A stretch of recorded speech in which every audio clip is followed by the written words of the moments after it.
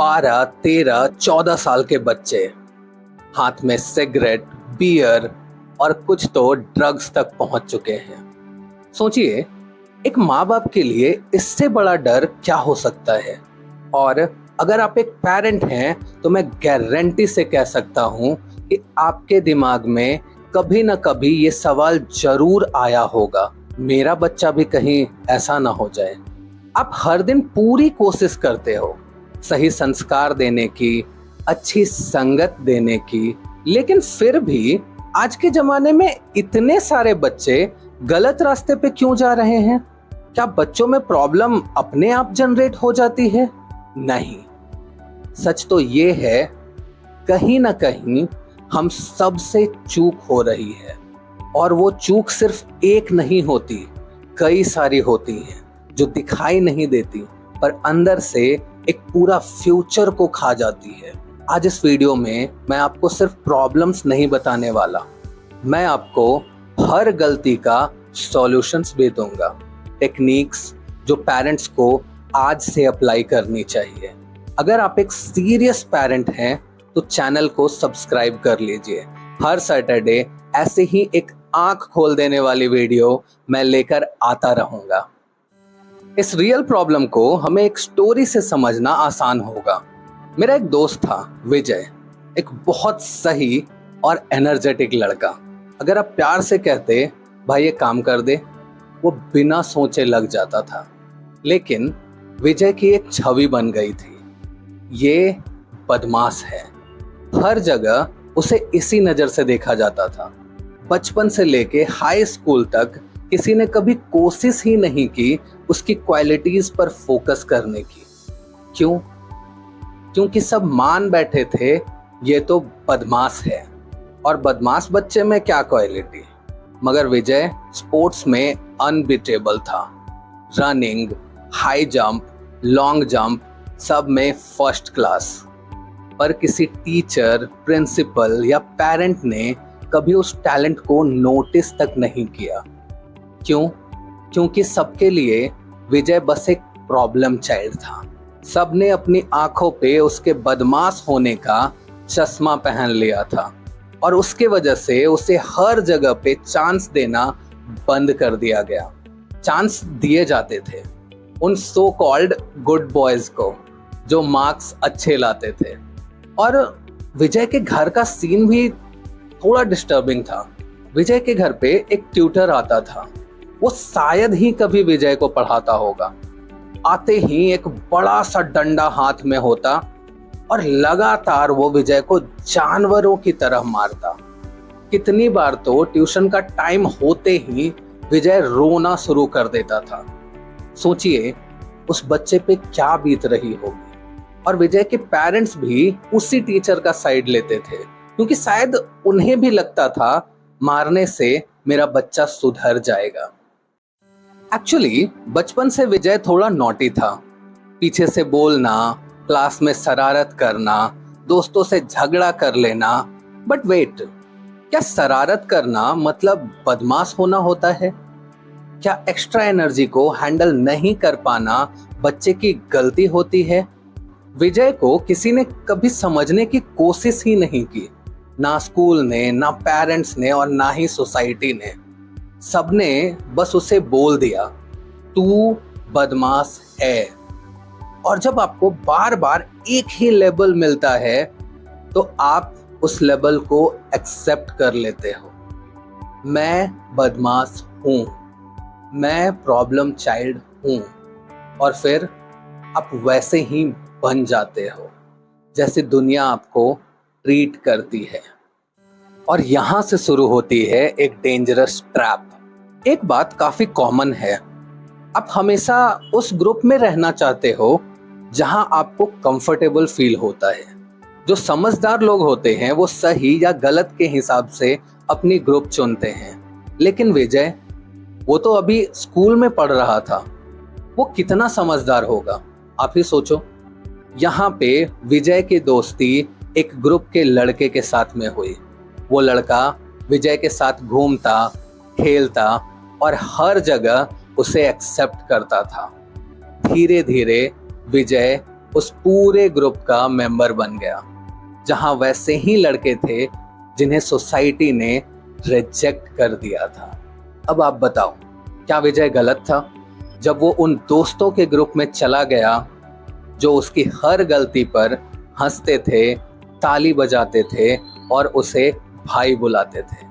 वो गलत नहीं था, हम सबने मिलकर उसे फोर्स किया था। याद नहीं? याद करो, कब लास्ट टाइम आपने किसी ऐसे ही क्लासमेट को अकेले छोड़ दिया था? विजय को वहां एक्सेप्टेंस मिल रही थी, वैलिडेशंस मिल रही थी, और यही होता है जब कोई बच्चा गलत संगत में चला जाता है। गलत काम भी नॉर्मल लगने लगता है। साइंस कहता है जब किसी एनवायरनमेंट में कोई चीज बार बार होती है तो ब्रेन की न्यूरल पाथवेज रीवायर हो जाती हैं। दिमाग उस गलत काम को नॉर्मल समझने लगता है। जब वैलिडेशन मिलती है तो ब्रेन डोपामिन रिलीज करता है और बच्चे उसी बिहेवियर को रिपीट करते हैं, और बस वहीं से शुरू होती है स्टोरी। सिगरेट से अल्कोहल, अल्कोहल से ड्रग्स, और फिर हम लोग ही कहते हैं इसका ना फ्यूचर ही खराब है। बड़े आराम से हम सब ने मिलकर एक अच्छे खासे बच्चे को नर्क में ढकेल दिया। अभी आप सब बहुत बेचैनी से ये सोच रहे होंगे कि ऐसा क्या करें कि ये सब कभी मेरे बच्चे के साथ में ना हो। देखो, यहाँ पे मैंने बस एक एग्जाम्पल बताया है। प्रॉब्लम्स बहुत सारी हो सकती हैं, रीजंस बहुत सारे हो सकते हैं, सॉल्यूशंस भी बहुत सारे हो सकते हैं। मैं कुछ सॉल्यूशंस यहाँ पे डिस्कस करने वाला हूँ, बट एग्जैक्टली किसी बच्चे के लिए क्या काम करेगा वो मैं भी नहीं कह सकता। तो अगर आपका बच्चा किसी प्रॉब्लम को फेस कर रहा है तो आप एक बार साइकोलॉजिस्ट से जरूर मिलें, क्योंकि मैंने अक्सर देखा है कि ये साइकोलॉजिस्ट वाली टर्म पेरेंट्स को ना बहुत चुभती है। उन्हें लगता है कि हाँ, मेरा बच्चा पागल है क्या। बट द थिंग इज कि अगर आप एक बार जाके मिलोगे तो definitely he will give you some suggestion. Okay, चलो तो कंटिन्यू करते हैं कि क्या क्या जनरल सॉल्यूशंस हो सकते हैं ताकि हम बच्चे को ऐसा कुछ होने से प्रिवेंट कर सकें। The very first thing is catch them at the early age. आजकल हम छोटे एज में बच्चों को काफी फ्री छोड़ देते हैं, जो करना है करो वाला एटीट्यूड। लेकिन परेशानी तब सामने आती है जब बच्चा बड़ा हो जाता है और पेरेंट के कंट्रोल से बाहर चला जाता है। वैसे सिचुएशन में नॉर्मली मोस्टली पेरेंट्स विजय के पेरेंट्स बन जाते हैं। And the next thing is, अगर आपका बच्चा ऑलरेडी बड़ा हो चुका है तो एक सेफ स्पेस क्रिएट करिए। आपका बच्चा आपके पास होना ही चाहिए। आपका बच्चा आपके पास तभी आएगा जब उसे लगेगा यहाँ मुझे जज नहीं किया जाता, यहाँ मुझे सुना जाता है। And the next thing is listen without interruption. Parenting का ये सबसे अंडररेटेड स्किल है, मगर सबसे ज्यादा काम करता है। अगर आपके पास में ये है तो आप धीरे धीरे उसे गाइड कर पाएंगे। एटलीस्ट वो कोई बड़ी गलती नहीं करेगा, क्योंकि वो आपसे सब कुछ शेयर करता रहेगा। Then the next thing is channel their energy. अगर बच्चा हाइपर एक्टिव है, बदमाशी करता है, तो उसे डांटिए मत, उसकी एनर्जी का आउटलेट दीजिए। Dance, martial arts, football, theatre, कुछ भी हो सकता है। हाइपर एक्टिव बच्चे फ्यूचर के लीडर्स बन सकते हैं अगर सही डायरेक्शन मिले तो, मगर हम तो बस किसमें लगे रहते हैं, बस पढ़ाई कर ले। This is wrong. And the next thing is catch them doing right. ये हम हमेशा भूल जाते हैं। गलतियों पे डांटना बहुत इजी है, लेकिन जब बच्चा कोई अच्छा काम करे तो उसे तुरंत नोटिस करके प्रेज कीजिए। वैलिडेशन वहां भी मिलेगी उसे, बेटा तुम बहुत मैच्योरिटी दिखा रहे हो। इस तारीफ का असर डांट से 10 गुना ज्यादा होगा।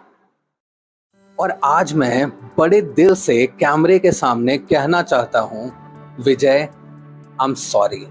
क्योंकि शायद मैं भी उन्हीं लोगों में था जिन्होंने तुझे समझने के बजाय सिर्फ जज किया। और अगर आप इस वीडियो को देखते हुए किसी विजय को याद कर रहे हो, अपने स्कूल का, मोहल्ले का या शायद आपके घर का, तो प्लीज कमेंट में जरूर लिखिए, I am sorry Vijay. Let's start healing, let's start understanding. बच्चे बिगड़ते नहीं हैं, बच्चे समझे नहीं जाते। और अगर आप भी चाहते हैं एक बेटर पेरेंटिंग कल्चर, तो इस वीडियो को एक पेरेंट के साथ में जरूर शेयर कीजिए। और हर सैटरडे मैं एक नई कहानी, एक नई ट्रूथ लेकर आता हूँ। तो सब्सक्राइब करिए और बेल आइकन जरूर दबाइए एंड पेरेंटिंग की आंखों से दुनिया देखिए। एंड मैं अमर भूषण मिलता हूँ आपसे अपने अगले वीडियो में। तब तक लेबल मत दीजिए, समझिए। Thank you so much.